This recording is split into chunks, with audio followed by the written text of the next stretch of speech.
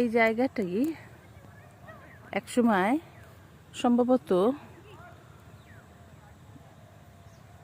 পশু প্রাণীদের দেহাবশেষ ফেলে যাওয়া হতো, তার কিছু নমুনা এখানে পাওয়া যাচ্ছে। দেখুন, এখানে একটি হাড় পড়ে রয়েছে।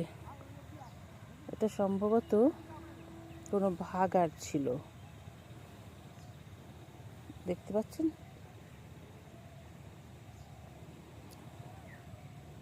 যাই হোক, এখানে এখন চাষও হচ্ছে, চাষের জমি রয়েছে।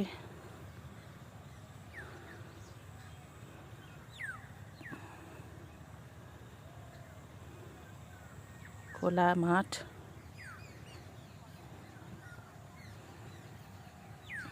তার পাশাপাশি এই ইকো ভিলেজটা তৈরি করা হয়েছে।